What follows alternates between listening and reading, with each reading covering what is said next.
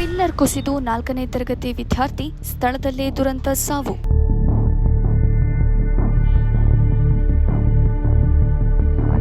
ಕಳಪೆ ಕಾಮಗಾರಿಗೆ ಬಲಿಯಾಯ್ತ ಮಗು. ಡೈರಿ ಪಿಲ್ಲರ್ ಬಿದ್ದು ಮಗುವಿನ ತಲೆ 2 ಹೋಳು.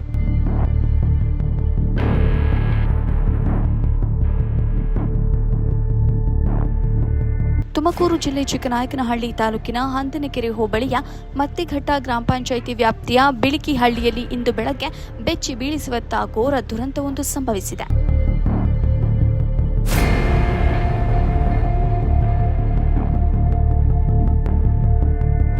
ಸದಾ ಮಕ್ಕಳ ನಗು ಆಟದಿಂದ ಕಂಗೊಳಿಸುತ್ತಿದ್ದ ಸರ್ಕಾರಿ ಕಿರಿಯ ಪ್ರಾಥಮಿಕ ಪಾಠಶಾಲೆಯಲ್ಲಿ ಇಂದು ಕಣ್ಣೀರಿನ ಮಳೆ ಹರಿದಿದೆ.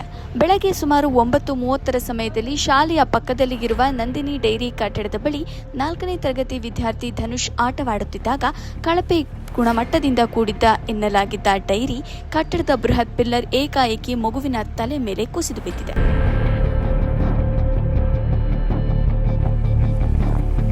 ಪಿಲ್ಲರ್ ಬಿದ್ದ ರಭಸಕ್ಕೆ ಮಗು ಧನುಷ್ ತಲೆ 2 ಹೋಳಾಗಿ ತೀವ್ರ ರಕ್ತಸ್ರಾವದಿಂದ ಸ್ಥಳದಲ್ಲಿ ದಾರುಣವಾಗಿ ಪ್ರಾಣ ಬಿಟ್ಟಿದ್ದಾನೆ.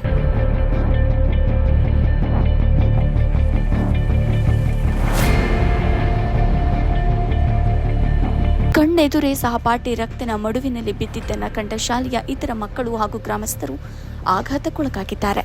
ಆಟವಾಡುತ್ತಿದ್ದ ಪುಟ್ಟ ಕಂದನ ಪ್ರಾಣ ತೆಗೆದ ಈ ದುರಂತಕ್ಕೆ ನಿಜವಾದ ಕಾರಣ ಯಾರು? ಕಳಪೆ ಕಾಮಗಾರಿ ನಡೆಸಿದ ಡೈರಿ ಕಟ್ಟಡದ ಇಂಜಿನಿಯರ್ ಹಾಗೂ ಗುತ್ತಿಗೆದಾರರ ನಿರ್ಲಕ್ಷ್ಯವೇ ಈ ಮಗುವಿನ ಸಾವಿಗೆ ಕಾರಣ ಎಂಬ ಪ್ರಶ್ನೆಗಳು ಈಗ ಸಾರ್ವಜನಿಕ ವಲಯದಲ್ಲಿ ಜೋರಾಗಿ ಕೇಳಿ ಬರ್ತಾ ಇದೆ. ವರದಿ ಬೆಂಚೆ ಮಂಜು.